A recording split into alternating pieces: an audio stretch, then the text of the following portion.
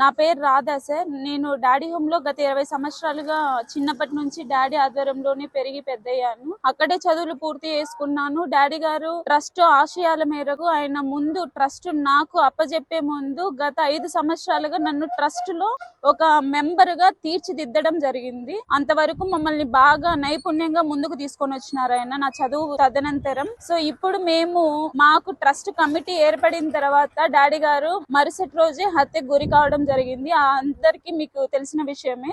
అయితే మా ట్రస్ట్ లో ఉన్న ప్రభాకర్ అనే వ్యక్తి ప్లస్ వీళ్ళందరూ కలిసి ఫ్యామిలీ నుంచి మీకు ఇది వేస్తారు, రాజారెడ్డి గారిని చంపినట్టు మిమ్మల్ని చంపుతారు, మీ పిల్లలకు మీకు మొత్తం అంతా భయపెట్టి మాతో రిజిస్టర్ ఆఫీస్ మీద డాక్యుమెంట్ చూపిమనే గానీ చూపికోకుండా రిజిస్టర్ గారి టేబుల్ మీద సంతకాలు పెట్టించుకోవడం జరిగింది. గత ఆ రోజు నుంచి టిల్ ఈ రోజు వరకు మాకు అన్యాయం చేసినారు. మమ్మల్ని చూసుకోవట్లేదు సార్. ఒక్క కోశాన్ని కాదు, మా పిల్లలకి తిండి విషయం కావచ్చు, ఫీజుల విషయం కావచ్చు, 68 మంది ట్రస్ట్ లో ఉంటే మాకు ఏ విషయంలో కూడా వాళ్ళు ముందడుగు వేసి మాకు న్యాయం చేయలేదు. మాకంతా అన్యాయమే చేసినారు. ఈ రోజు గొర్రె శ్రీనివాసులు అనే వ్యక్తి మా క్యాంపస్ కి 11 నుంచి 12:30 సమయంలో వచ్చినారు. మేము బయటికి వెళ్ళినాము. అమ్మ ఫోన్ చేస్తే 5 నిమిషాలు 10 నిమిషాల లోపలే వచ్చేసినాము. అమ్మ పోయి మా పిల్లలకు అన్యాయం చేసినారని మాట్లాడుతున్న సమయంలో అమ్మను అసభ్యకరంగా మాట్లాడి లంజా అని మాట్లాడి దొబ్బేసడం జరిగింది. అక్కడ ఉన్న స్టాఫ్ కూడా చూసినారు.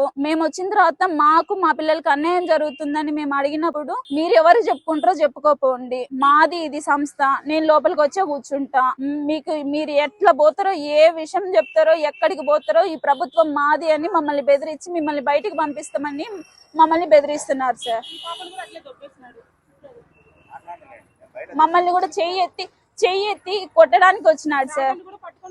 లాగినాడు వచ్చి బయటికి పోండి మిమ్మల్ని. ఇప్పుడు రూరల్ పోలీస్ స్టేషన్ కి వచ్చి మేము కంప్లైంట్ ఇవ్వడం జరిగింది. డిఎస్పీ సార్ గారితో మాట్లాడితే మురళీధర్ గారితో రూరల్ పోలీస్ స్టేషన్ కి వెళ్ళి కంప్లైంట్ ఇవ్వమని చెప్పారు. సార్ ఎస్ఐ గారు లేరు, సిఐ గారు లేరు, నాగ సుధాకర్ రావు సార్ అనే సార్ కి మేము కంప్లైంట్ ఇవ్వడం జరిగింది ఇక్కడ. కానీ మాకు రిసీవింగ్ కాపీ ఏమి ఇవ్వలేదు సార్. సో మేము ఇంతవరకు వచ్చినామంటే మేము ఎవరికి చెప్పుకోలేక మేము నలిగిపోయి మా పిల్లలు మేము అందరం మీ అందరికి చేతులెత్తి మొక్కుతున్నాము. మాకు న్యాయం కావాలి సార్, మాకు న్యాయం జరగాలని.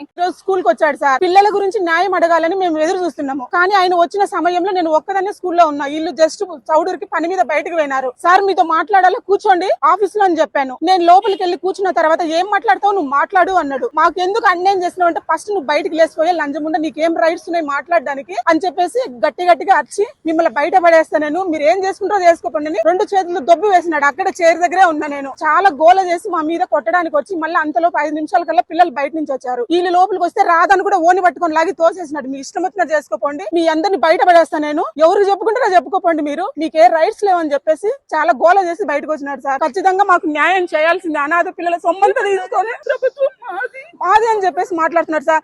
అలాగే ఆ రోజు విష్ణు చైతన్య స్వామిని కలిసని పోతే ప్రభుత్వం మాదే, మీరేం చేసుకోలేరు పోండి అని చెప్పేసి ఒక బెదిరించి ఇలా ఫీజులు కట్టకుండా వెనక్కి పంపించినారు. హైదరాబాద్ పోయింటే లోపలికి కూడా రానికుండా. మాకు ఖచ్చితంగా న్యాయం జరగాల్సింది అనాథ పిల్లలకి. లేకపోతే మేమందరం చచ్చిపోతాం. సూసైడ్ చేసుకొని మొత్తం డాడీ హోమ్ పూజ స్కూల్ అందరం కూడా రాజారెడ్డి ఆశయం పిల్లల కోసమే చచ్చిపోయినాడు సార్. కనీసం పిల్లల ముఖాలు చూడండి సార్, ఎవరికి కూడా ఏమీ ఇవ్వడం లేదు. అందరం చూడండి సార్ ఎట్లా ఉన్నారో పిల్లలను. వాళ్ళ మనుషుల లోపల పెట్టుకుని అకౌంట్ పరంగా మొత్తం వాళ్ళే తీసుకుంటున్నారు సార్. మా పిల్లలకు ₹1 కూడా ఇవ్వట్లే. ఎవరికి కూడా అడిగితే మమ్మల్ని బయటకు తోస్తామని చెప్తున్నారు సార్. మాకు న్యాయం చేయాలా. మీకు అందరికి అనాథ పిల్లలంటే ఏం మాత్రం ఉంటాయి, మాకు అందరు కలిసి మాకు న్యాయం చేయాలని మేము కోరుకుంటున్నాము.